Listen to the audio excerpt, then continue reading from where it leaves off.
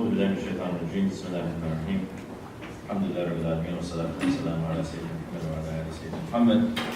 Dear brothers, sisters, respected guests, Sheikh Faiyaz, assalamu alaikum, peace be upon you all.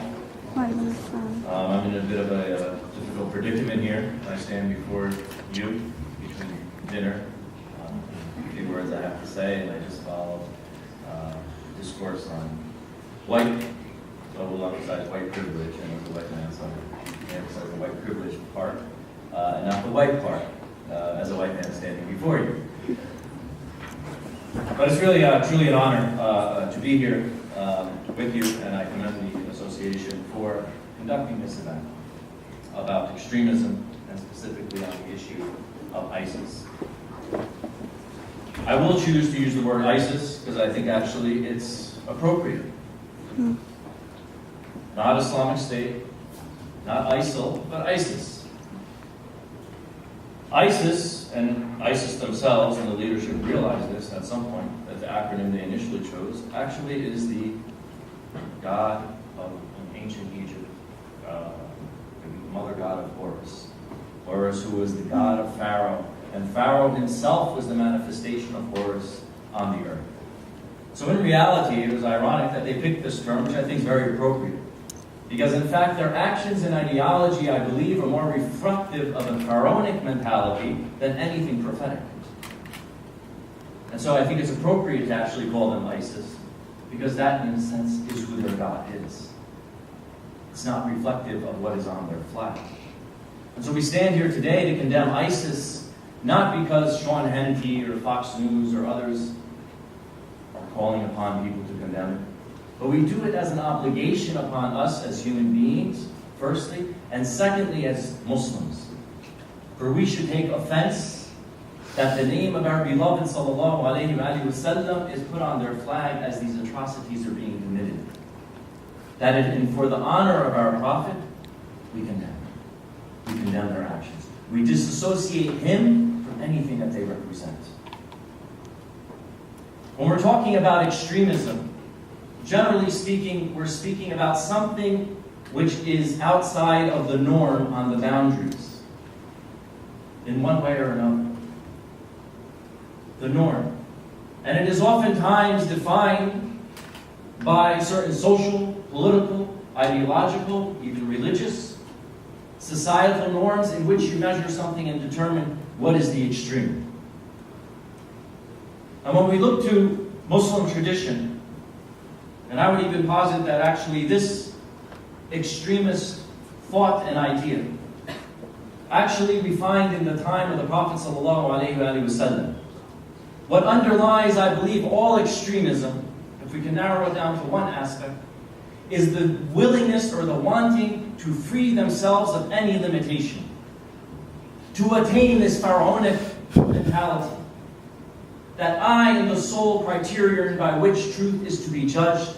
I am the one who determines what is right or wrong. I don't want to be constrained by religion. I don't want to be constrained by God. I don't want to be constrained by texts. I don't want to be constrained by society. I don't want to be constrained by tradition or history. I will decide, irrespective of anything else. That this, I think, underlines extremism in general. I'll take your when the Quran speaks in religious terms or theological terms about those, have you seen those who have taken them? That one right there. When we look to the prophetic period, after the Battle of Hunayn, there was a man who came to the Prophet ﷺ. I'm scared that he will kill me. And after the battle, the Prophet was distributing the booty, the spoils of war amongst the companions, and he assaulted the Prophet, grabbing him, and he said, "Ya Muhammad, fear God and be just." They're all of them. Fear God and be just. And when the Prophet ﷺ, he responded to him, "Wayhak, woe to you! Who is not just if I am not just?" And the man turned and left. Some of the companions were ready to kill him for his actions toward the Prophet and the Messenger of God. And he spoke about a people who will come from him, who classically that our beloved Sheikh spoke about, which became known as in the historical period as the Khawarij, will come from him. But if we look just at this statement before we get to some of the descriptions of them, this statement, what was the man in essence doing? He was a Muslim by name, but what? He was the determinant of what justice was. He determined that the Prophet himself was not being just. Not letting the Prophet restrain him in terms of his understanding of what justice is. And this begins a process that you see in the Khawarij. Underlying their philosophy and their ideology and their theology is this notion that I am the one who decides. I am the one. When they declared Sayyidina Ali alayhi salam as a kafir, under what guise?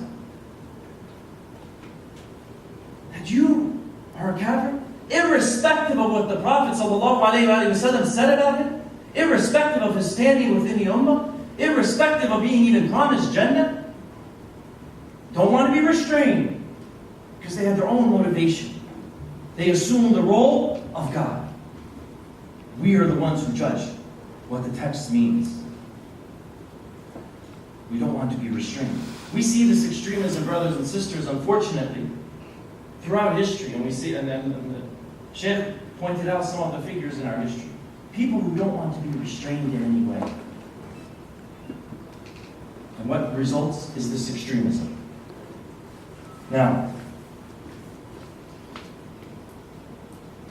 at the end of the day, when we look at this in our context here in America, and I think we want to focus a little bit here, because we are in a very difficult predicament as Muslims here. Events that are transpiring halfway across the world, who for many of us have no connection to our reality here, are being used to define us here, of who we are. Those who are conducting these events are defining us who we are. This is a room full of kuffar, in case you didn't know, by the same ideology and theology. They are defining us here, as well as certain pundits and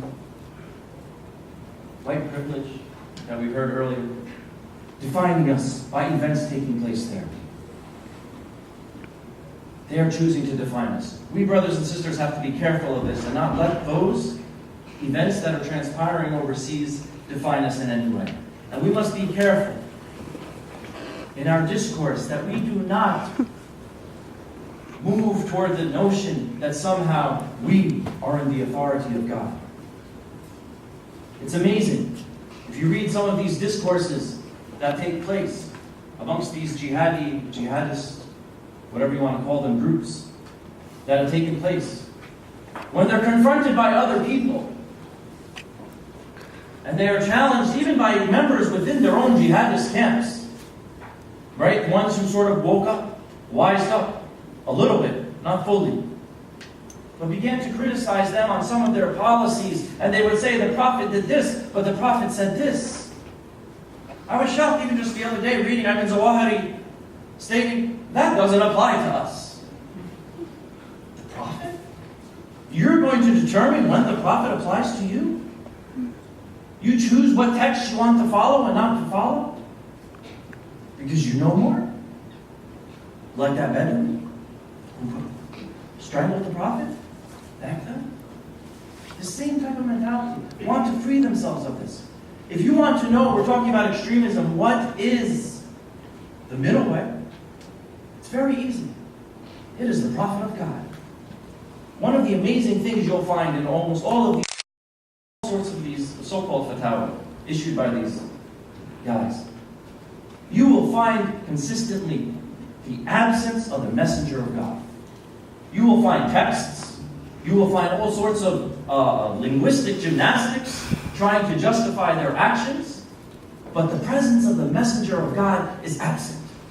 He's not there. They may even take his statements, but he's not there.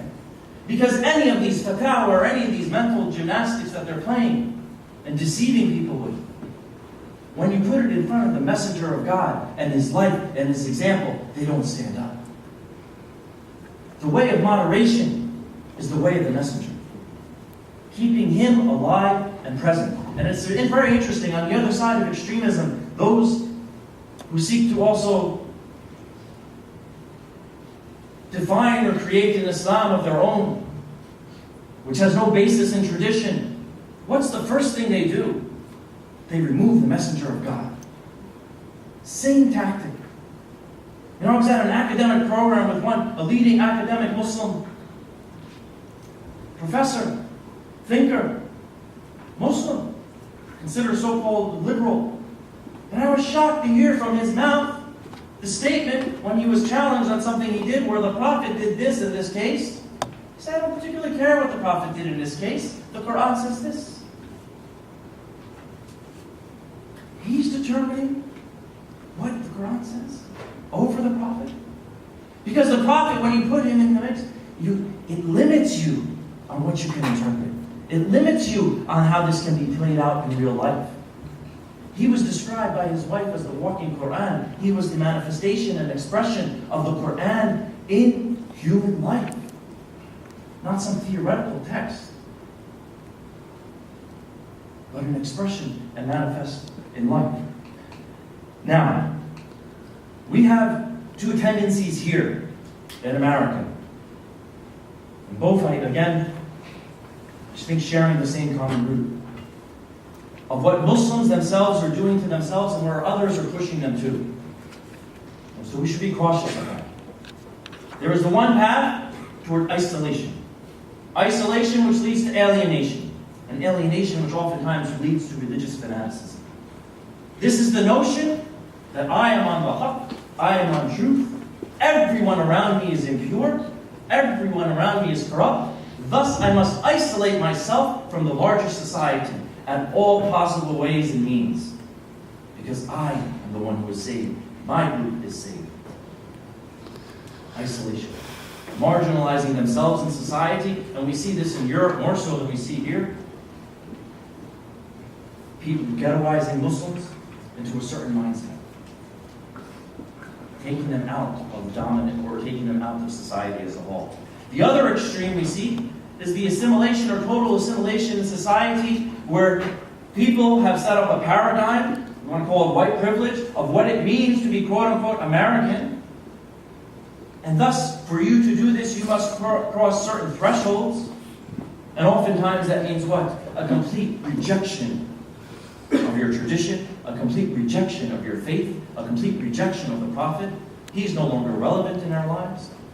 We are now modern and enlightened. The Quran is no longer relevant, or should be determined by how I want to determine it in my particular situation. Complete so-called assimilation. Losing of your identity, wholesale. What's the result of these two? It is the ceasing of Islam to exist in this country. Neither will bear any fruit.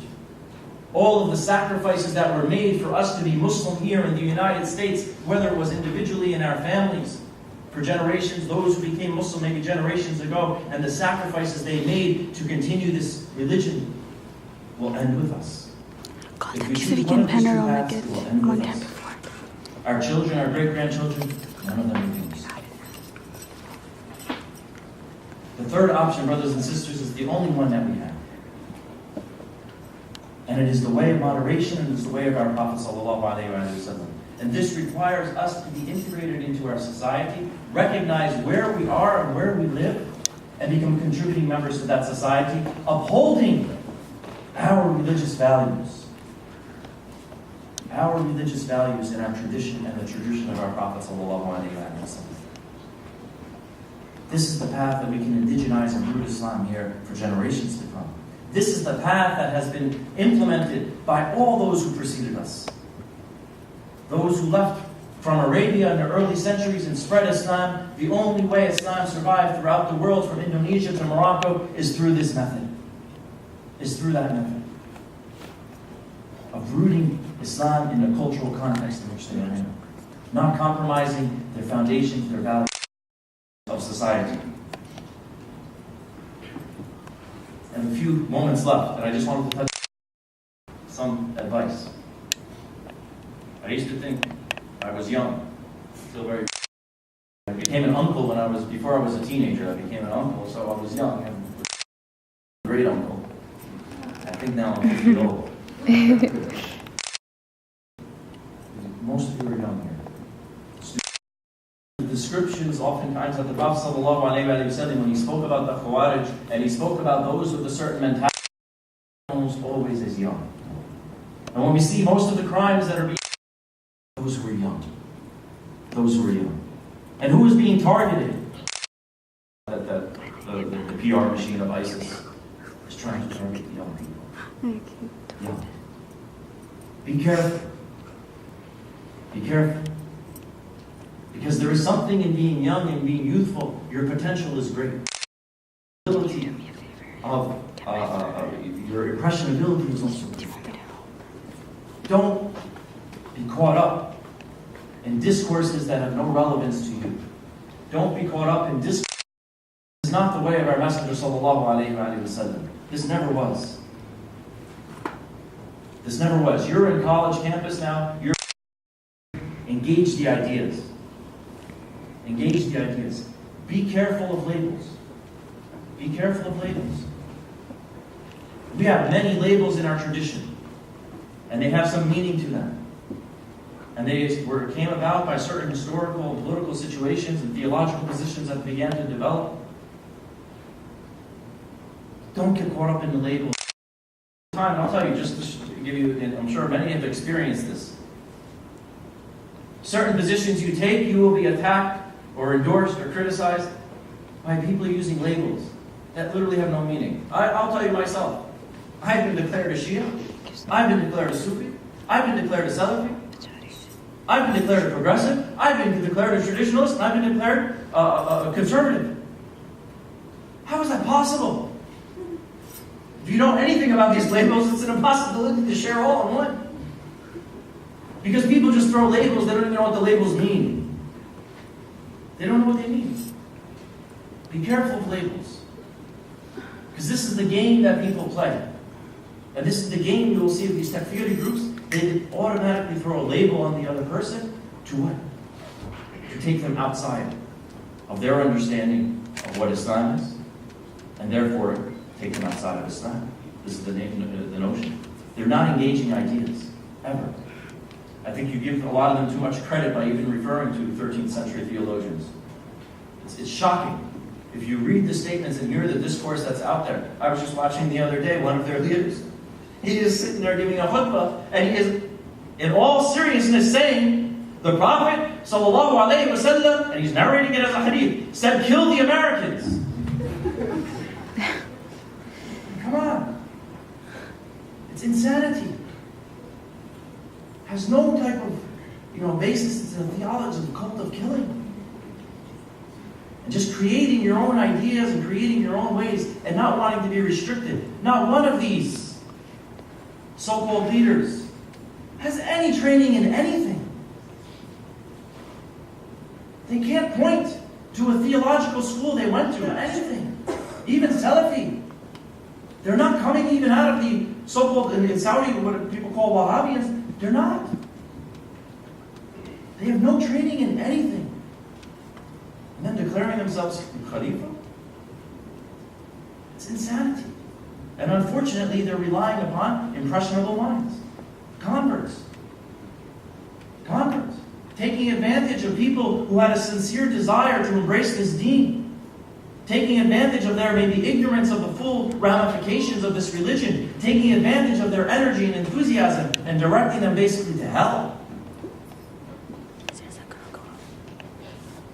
Insanity. Be careful. Do not let, especially in the university system, the discourse of takfir enter into your discourse. This is neither within the Islamic tradition, an intellectual tradition, or otherwise. Don't allow it to enter into your discourse. And I point you to it. If anyone tries to bring this up, you should reject it. And you're on strong ground. Anyone here hear of the Amman Declaration? Amman Declaration? Very powerful statement. In 2005, where over 500 Muslim scholars, comprising of all schools of thought and understanding. And if you can't find one of your scholars that you respect on that list of 500, you've got a problem. That's how diverse it is. You've got a problem. They came together and they declared that we will not make takfir of 8 groups of people. Amongst them the 4 Sunni schools, amongst them the Zaydi, the Jaffari school, within Shia Islam. Amongst them, who were the only remnants of the actual historical Khawarij, right, who have mellowed out over the years, but still have some of the theological positions. Even then, the Salafi, the Sufi, the Ashari, that we will not declare them as kuffar. And this was signed by this is probably one of the most significant, in my opinion, documents, maybe in 1,000 years, where there was sort of a consensus of scholars early on, although it wasn't a meeting, of this notion of the Ahlul-Qibla being Muslim. You will not make takfir. Deprive them of being called Muslim. Does that mean that there aren't theological differences that are serious, that are consequential between these? Of course. Nobody's compromising on their position. But you will not use that theological position to push someone outside of Islam and Paul. You will not use that. And so anyone who's introducing these ideas, you don't have to get into theological debates. Just give them the document. We will not tolerate that discourse here. Don't get caught up in that takfiri ideology. Do not be held captive by discourses taking place in other parts of the world. It's amazing how many fights, I was at the university too, how many fights we've had about taking positions of fights that oftentimes that are not even in our contemporary situation. Something that took place 100 years ago, scholars were debating, and all of a sudden we take one side over the other side. And it has no relevance. Maybe it had relevance 100 years ago, but it doesn't have much relevance today.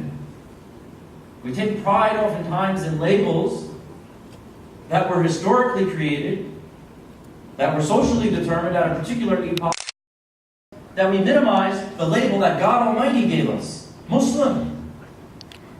That's the only label that transcends time and space and place.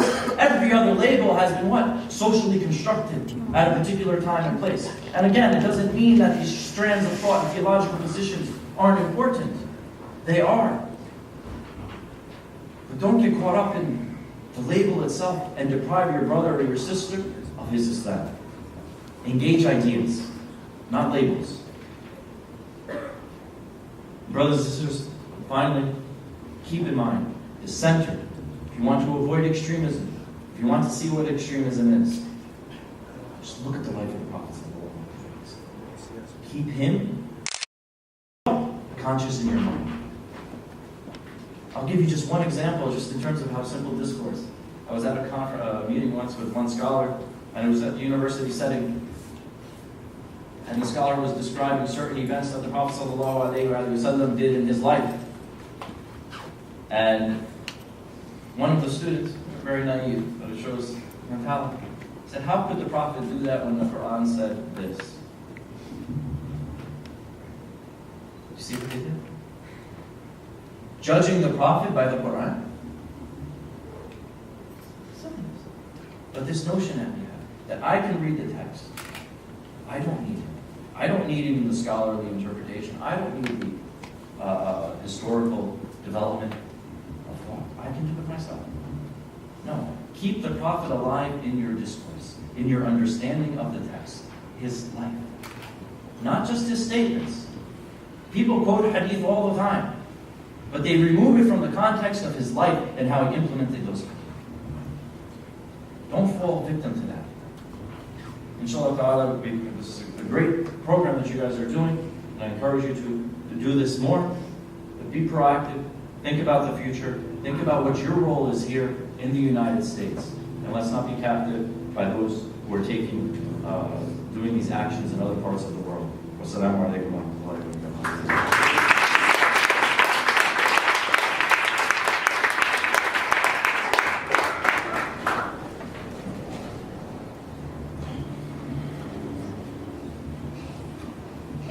Thank you for that. That was really enlightening.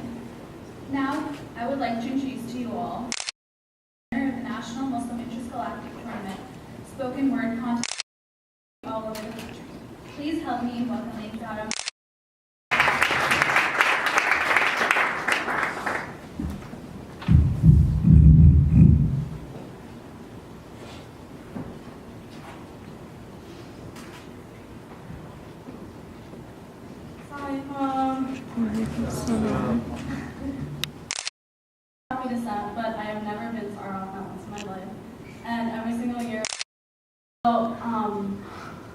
The important thing to notice is that the thing that I realized is they should give you wings and they should give you roots.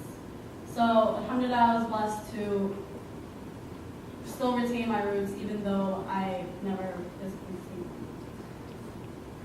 So this poem is written for Iraq. This is the first time I've ever written about this, and I've been trying to for many years, but it just never came about. So,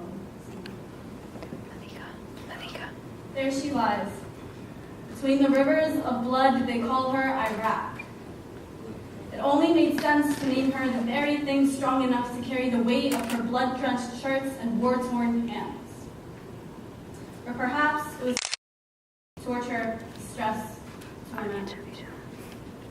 I reckon it is my fault for letting her venture through my skeleton until she was comfortable being the calcium within me. I am convinced that she will think I regret her blindly believing to have not taught me much of love but everything of leave. I come from a woman who has seen war, who has walked through blood-covered streets, who has lost her brothers to the very battlefields within her. I come from a woman who knows what battle feels, who loves like last days. My heart is weak for a nation who knows what a teardrop tastes like, but strong enough to know that this will end with a saltwater sea. I am not going to blend in. I have never been one for mixing well. I don't know how to watercolor fade into the accident on top of the purposeful paint below. My body is a TV massacre. For the past 13 years, my body has been a TV massacre made to fit into sound bites and word limits. Journalists saying, just give us a story, a humanistic story. You see, we just want to give the humanistic view of terrorist blood. Don't mention those words, apartheid and occupation. This is not political. You have to help me as a journalist to help you tell your story. For the past 13 years, my body has been a TV massacre. How about you give us a story of a woman in Baghdad, in Mosul, in Samura, who has been treated like an empty gun, ready to be loaded momentarily by petition ammunition belonging to the opposition? How about you? You have enough bone broken limbs to cover the sun. Hand me over your dead and give me the list of their names in 1,200 words.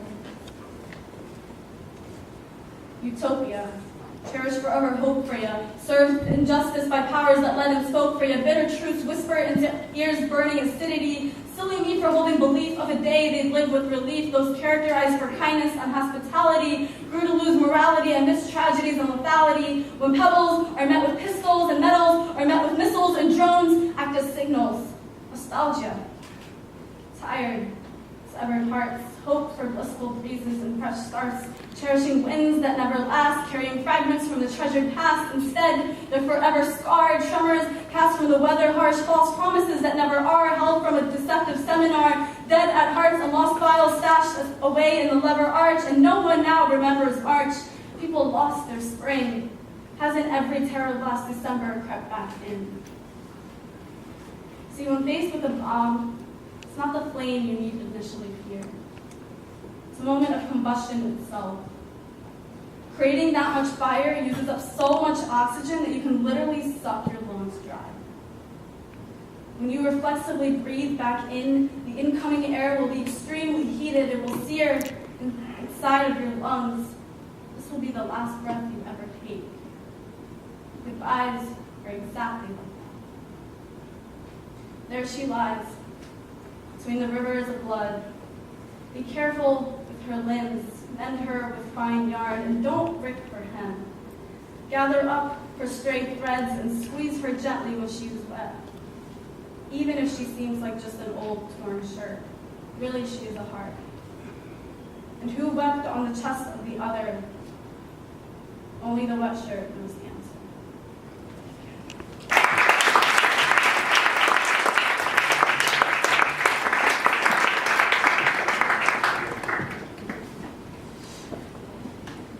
Wow, Zara, you really have a way with words.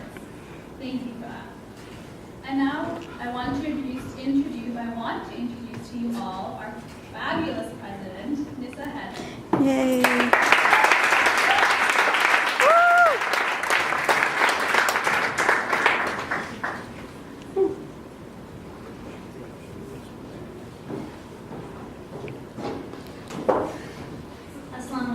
Walaikum assalam. After hearing from both of our distinguished speakers this evening, we are all aware of the gravity of what is going on. As the conditions worsen, our only hope can be invested in the return of our beloved Imam. We need to mobilize ourselves on all fronts. While some are tested by facing the horrors of brutality, it is that we try to make a stop to what is going on. There is a hadith by the grandson of the Holy Prophet Hussein ibn Ali, where he says, "Those who are silent while others are oppressed are guilty of oppression themselves." One of these guys. And now I'd just like to take a moment to thank our wonderful speakers and poets for this evening, who have been gracious enough to enlighten us about the situation. I'd like to thank our co-sponsors, Palestinian Children's Relief Fund, and United Muslim Relief, and Kebab and Curry for catering this evening. And now I'd just like to take one moment to thank my amazing and wonderful board. Alhamdulillah, this year we've had the opportunity to expand from a board of 7 to a board of 16. These are some of the hardest working people you'll find on campus. Not just juggling their schoolwork and their personal lives and their community responsibilities. They take time out every single week to sit down and meet for this organization, to serve the Ahlul-Bayt at the Rutgers campus. I know for a fact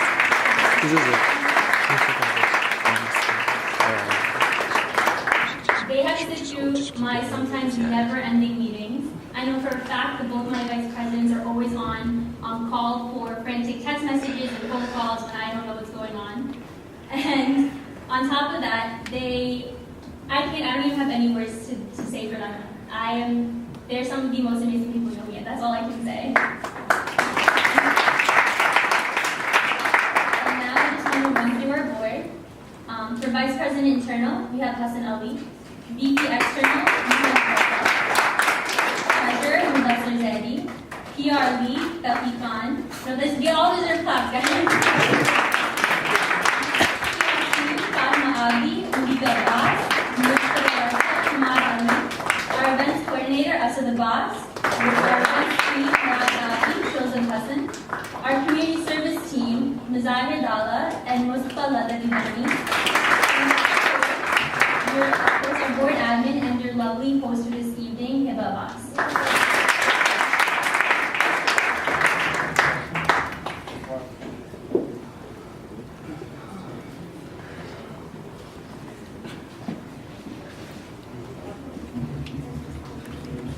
Thank you so much, Kazam. And now I would like to introduce our VP,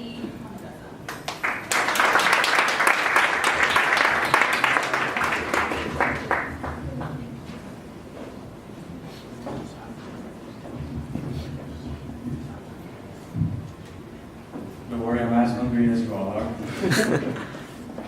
I can't comment on the taste because food always runs out by the time I get to it. So, ever since the first time I was up here, exactly 18 months ago, April 23rd, 2013, ABSA spoke on the Shia genocide in Pakistan. All I wanted to do was give you a side of gas and beautiful, but we made a serious mistake. We were very ignorant, narrow-minded, selfish. Just because we call ourselves the Ahlul-Bayt Student Association does not imply that the Ahlul-Bayt lived just for the Shia. The family of the Prophet and his descendants lived and died for the people of this world and the hereafter. Islam was made for everyone. Justice eternal and cannot be shaped into the bastardization we are forced to endure today, and bastards have we become while facing new enemies, more formidable yet insidious than ever. Abu Bakr al-Baghdadi's illegitimate caliphate possesses significance extending well past the deaths of an Iraqi, Shia, Sunni, Christian, or Jew we've never met, and certainly extends well past the distorted media propaganda endorsed by sellout moderate Muslims like Dr. Kanda Ahmed. You guys got preference, don't you? Minorities have been targets of genocide since the birth of humankind, but we're now in one fight we can no longer overlook. We lost the will to act, to do what is necessary, to fight for something. Currently, 2 forms of Islamic extremism exist today, subjugating us with myths of liberation and opportunity.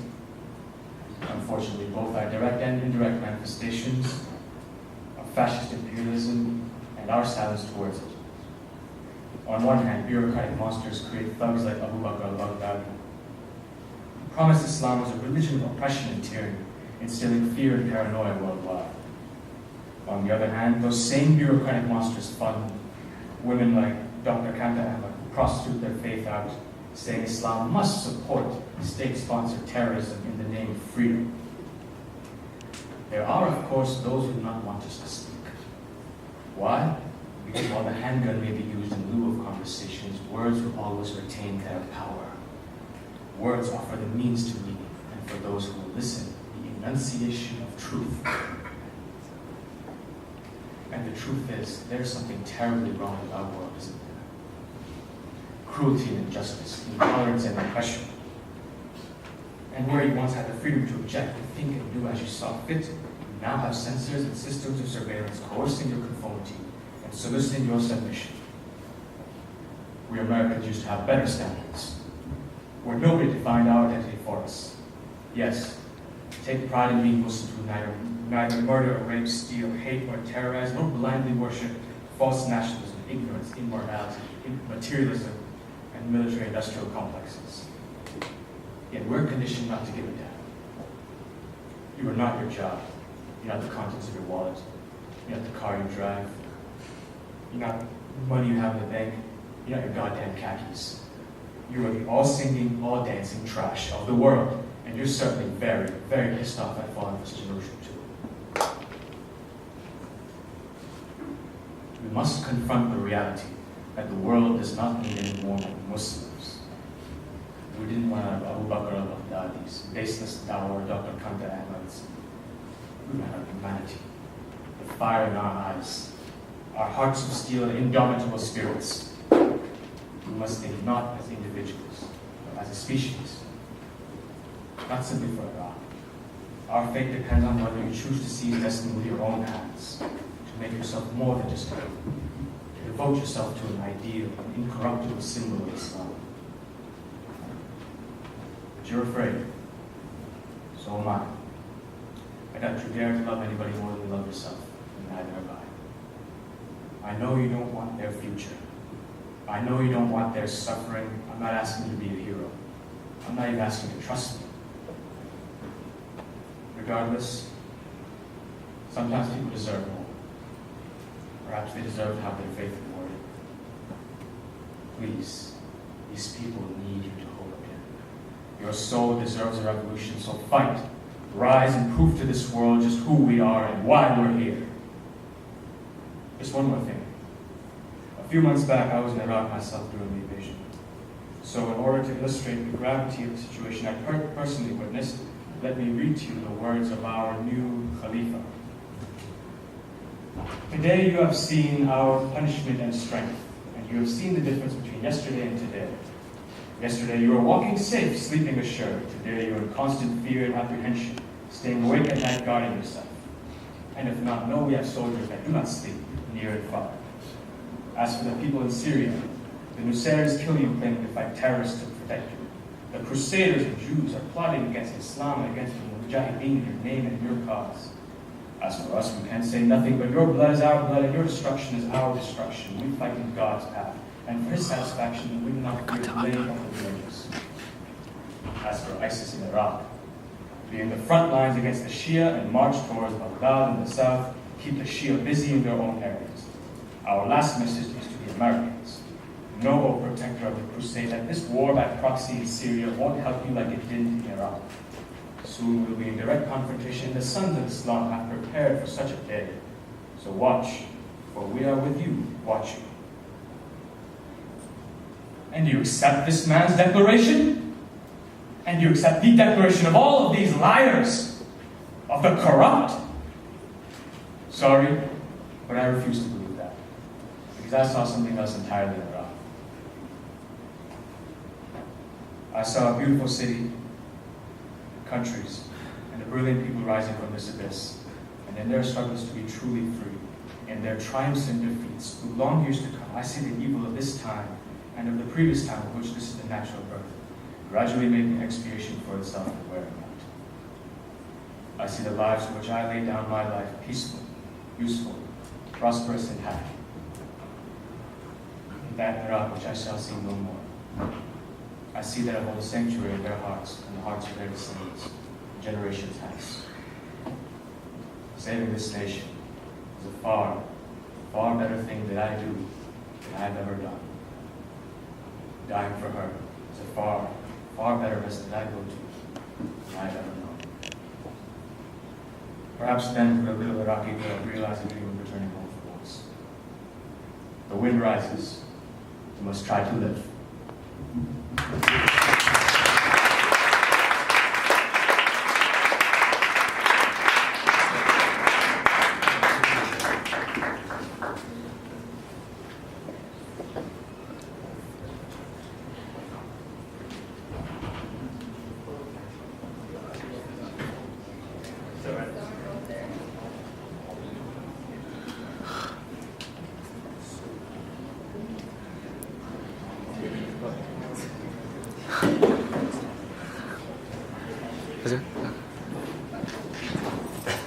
Coming out here tonight, once again, and outside in the fire